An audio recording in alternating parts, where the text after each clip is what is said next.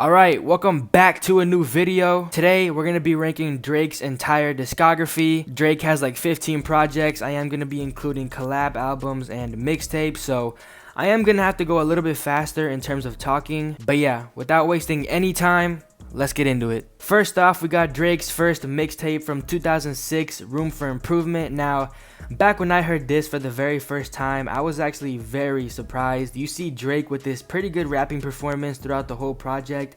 Not only that, he has great hooks from himself and other great features, and his verses are actually really good. Most of the songs are really catchy. You do have some that are pretty lengthy, but I mean, it did come out during a time when gangster rap was peak music, so the length of music is going to be longer.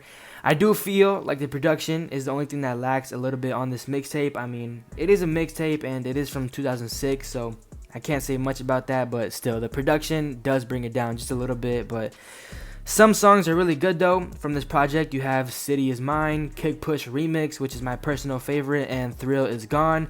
It's not a bad project at all. It's actually a pretty good start to what ends up being an amazing career, so not too bad for a mixtape. But with the other music that we do have from Drake, I'm gonna go ahead and put it in mid. Next up, Drake's second mixtape from 2007, Comeback Season. Now, this mixtape is a little better than Room for Improvement. It's super similar to it in terms of style of music, but you see Drake dropping gems like Replacement Girl, Do What You Do, Don't You Have a Man, Faded, Man of the Year. This project is essentially Room for Improvement, like upgraded. That might be a hot take, but yeah. Anyways, Drake's hunger to make it in the rap game is heard, and it's heard very loudly. You have him dropping amazing verses on multiple songs. He has more hit-worthy sounds and cadences throughout many tracks.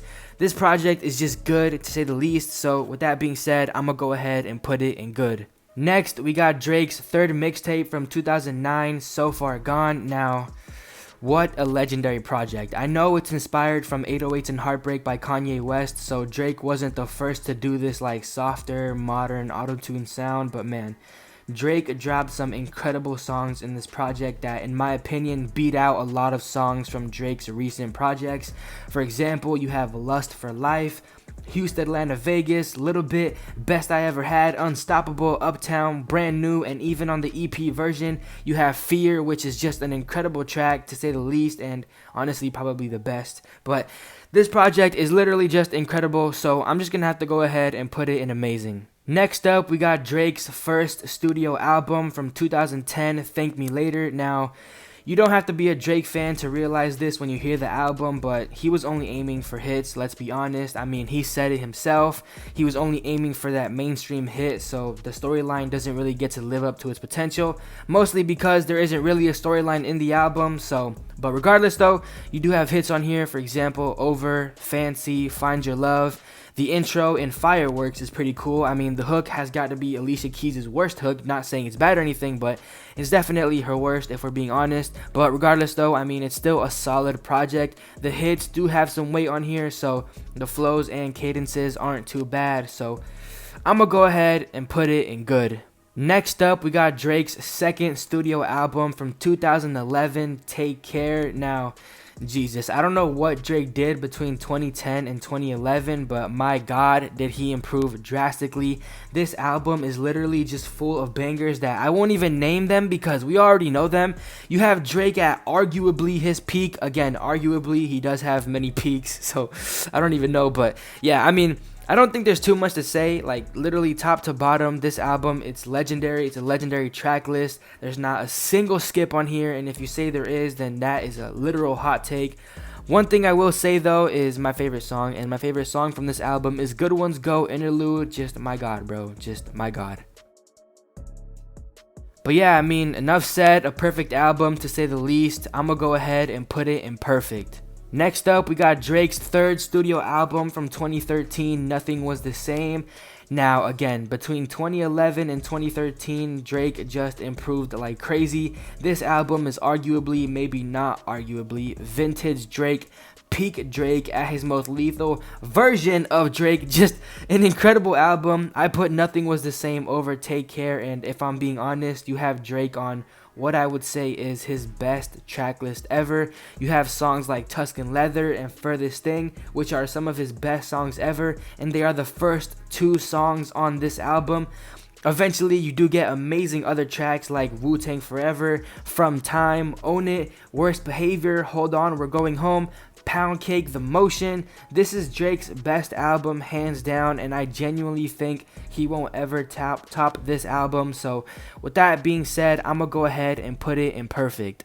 Next, we got Drake's fourth mixtape from 2015. If you're reading this, it's too late. Now, this project is what I would call Nothing Was the Same Part 2.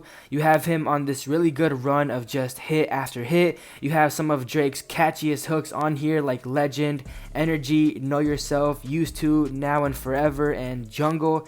Drake also gets personal on songs like You and the Six.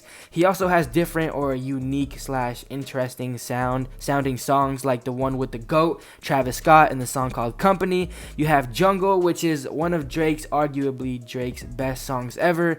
An incredible album. I don't know if I'd put it above Take Care, but I do still see it as Nothing Was the Same Part 2. Regardless, I'm gonna go ahead and put it in perfect. Next up, we got Drake and Future's collaboration mixtape from 2015, What a Time to Be Alive. Now, this project is actually really good, and sadly, it's very underrated. The whole track list gets overshadowed by the enormous hit from this project, which is Jumpman. But you have songs like Digital Dash, Diamonds Dancing, Jersey, Scholarships, and 30 for 30 Freestyle. It's a very solid body of work, and in my opinion, it did its thing and lived up to the Drake and Future collaboration. The hooks are what mainly carry it, if I'm being honest, but overall the structure is really good. So with that being said, it's a nice shorter track list, but I'm still gonna go ahead and put it in great.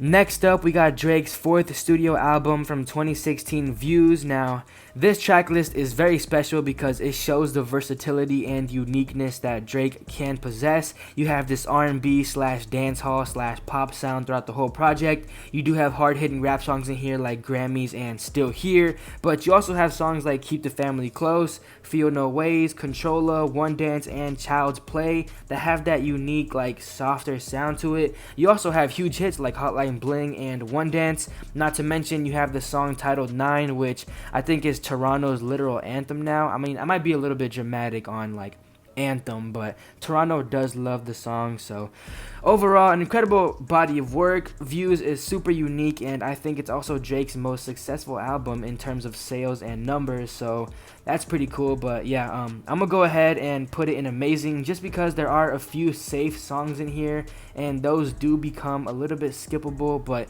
overall the album is amazing, so I'm gonna go ahead and put it in amazing.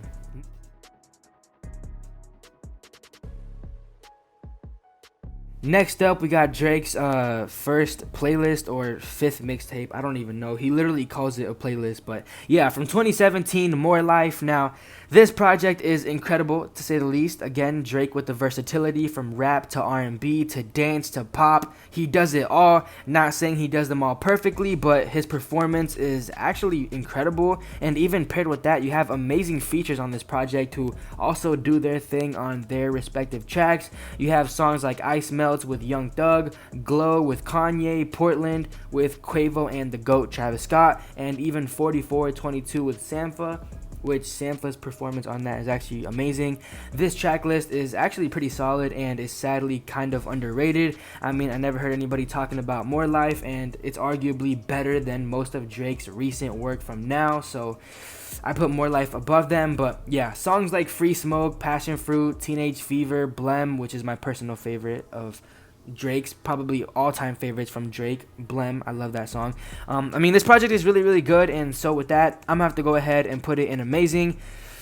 They sleeping on you more life. All right, next up we got Drake's second EP. The first was the EP version of So Far Gone, by the way, for people who don't know that. But Drake's second EP from 2018, Scary Hours 1. Now this EP contains 2 tracks, which are God's Plan and Diplomatic Immunity.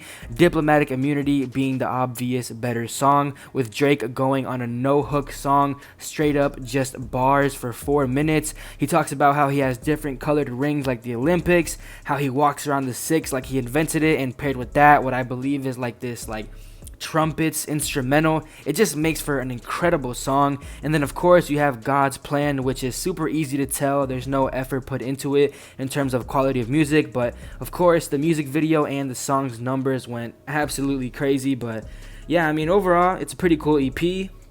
Diplomatic Immunity does bring it up, and God's Plan is like hit worthy aside, it brings it down just a little bit, if we're being honest, because again, we're talking about quality of music here, not just straight up numbers. So I'm gonna go ahead and put this EP in great. I might be a little generous there. Next up we got Drake's 5th studio album from 2018, Scorpion. Scorpion is underrated. Let's just be honest. You have songs like In My Feelings, God's Plan, Nonstop, yeah, whatever. But you also have songs like 8 out of 10, Mob Ties, Sandra's Rose, Summer Games, Can't Take a Joke, Jaded, and Blue Tint. And then with even more hits added on top of the other ones that I said before, you have I'm Upset, Nice for What, and Don't Matter to Me with Michael Jackson. This album is actually incredible, and I can't believe some people actually talk down on it like if it was Certified Lover Boy or something. Like, when it's not, it's way better. But yeah, overall an amazing album. Very lengthy, I will agree with that. So, you know, I guess people get lost in the middle of it. I mean, it is a double album, and to be honest, it does live up to it, if we're being completely honest. And personally, I like it, so I'm gonna go ahead and put it in amazing. Stop playing. Next up, we got Drake's 3rd EP from 2019, The Best in the World Pack. Now, I put this EP over Scary Hours 1, and I know that's kind of a hot take, but hear me out. On Omerta, you have Drake being a literal savage. Yes, Drake did a very good rapping performance on Diplomatic Immunity, but if we look at Omerta with that catchy instrumental and the tone of Drake's voice on the song, that boy knows he's dropping bars. And then with the second song on this EP, Money in the Grave, it's way better than God's Plan. You can't tell me God's Plan is better than Money in the Grave. That's just, no, stop. You have Drake and Rick Ross on this very catchy gangster rap flow on Money in the Grave, and the song itself, it sounds really good. I'm not saying God's Plan doesn't sound good, but Money in the Grave is definitely better, and we're talking hit worthy aside. But yeah, I mean, Omerta alone brings this EP up, but with Money in the Grave, it's a plus. I'm gonna go ahead and put it in great. Next up, we got Drake's compilation album from 2019, Care Package. Now, this album is just an album entirely picked of like old Drake songs, like from singles, albums, and just mixtapes. And I mean, they all sound pretty good. You have 4 p.m. in Calabasas, which is my favorite timestamp record and arguably the best one Drake has made. You have Draft Day, which has a very amazing sound to it. You have Trust Issues, which is really old but just recently blew up on TikTok. But you also have How About Now and My Side from If You're Reading This, It's Too Late. You have Paris Morton Music, which has that one Rick Ross version to it, which is like Aston Martin music or whatever. But this one is Drake's version, and they're both amazing songs. And that's just to name a few songs from Care Package, really. I mean, yeah, there's not much to it. It's a pretty solid track list. Also, there's no storyline. I mean, obviously, it's just a compilation album, so there's going to be none of that. But yeah, it's pretty good. So nothing too crazy, but it's not bad at all. It's just a bunch of hand-picked, pretty good songs. So I'm gonna go ahead and just put it in good. Alright, now next up we got Drake's 6th mixtape from 2020, Dark Lane Demo Tapes. Now, this project is a very good body of work. You have the amazing intro and Deep Pockets. You have hits like Chicago Freestyle and 2C Slide. You have R&B songs that sound so incredible, like Not You Too and Time Flies, which is my personal favorite from the track list. You have more hits like War, more bangers like Demons and D4L, just a very nice put together mixtape, and especially during a time where COVID was at its peak and everybody was in quarantine, it definitely delivered. I mean, it's not bad at all, but also not anything like extremely crazy, but I'm gonna go ahead and give it a respectable spot and great. Some songs individually are amazing, maybe even perfect, but as a project, I'm gonna go ahead and put it in great. So yeah, great. Next up, we got Drake's fourth EP from 2021, Scary Hours 2. This EP has 3 songs and 3 incredible songs to say the least. You have the 2 hits, which are What's Next and Wants and Needs, featuring Lil Baby. Drake and Lil Baby went crazy on Wants and Needs, especially Lil Baby, and Drake sounded like a savage in What's Next. It's really just a great track. But the real GOAT out of the 3 songs is Lemon Pepper Freestyle. You have Rick Ross starting out the song with this like one nice short verse, with Drake picking it up and just delivering this insane verse for this long amount of time, and my god, his performance was incredible.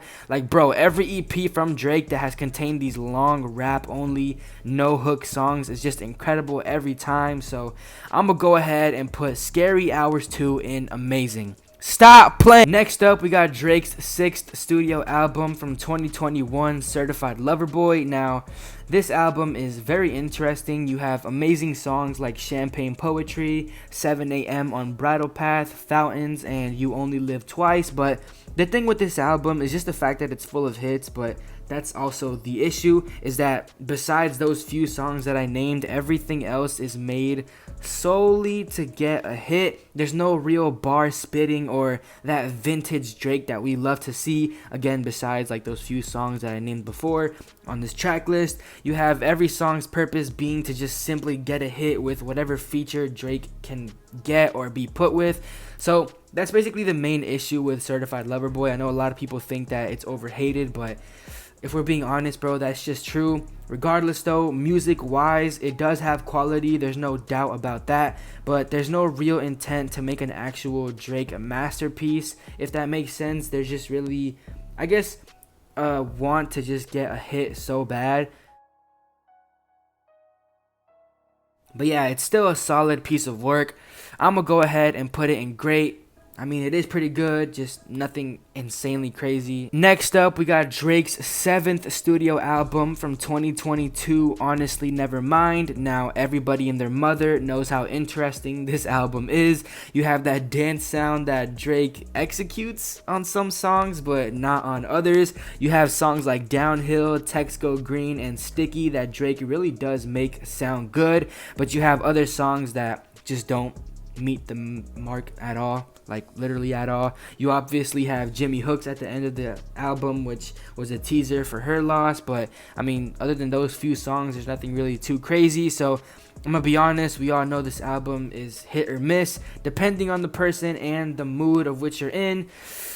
I'm gonna go ahead and just put it in mid. It's literally good or bad. It's just in the middle, bro. Just mid, bro. Mid. Next up, we got Drake and 21 Savage's collaboration album from 2022, Her Loss. Now, wow, just what a step up from Honestly Nevermind. Off rip, from Rich Flex to major distribution. You have huge songs like On BS, which is my personal favorite. Songs like Treacherous Twins, Circo Loco, Broke Boys, and the one song with the GOAT, Kitty and Millions, featuring Travis Scott. This album is literally just incredible top to bottom, and in my opinion, probably because I grew up with modern trap and not early trap, I put this album over Drake and Future's What a Time to Be Alive. Drake and 21's chemistry on every track is just so amazing, and they destroy every beat that they literally hop on together. I think this album is one of Drake's best for sure, and it's a collaboration album, which is literally crazy as hell to say that.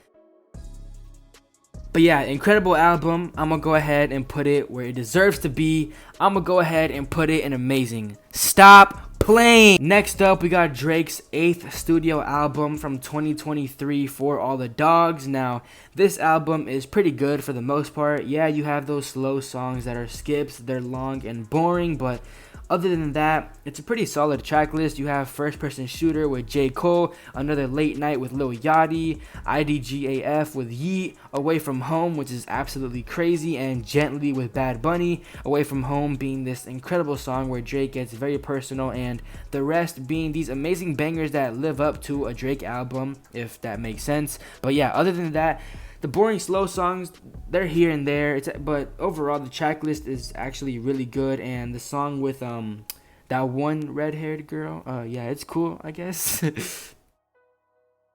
But yeah, a pretty good track list. I'm gonna go ahead and put it in good. Not crazy good, but not bad or mid either. So I'm gonna just go ahead and put it in good.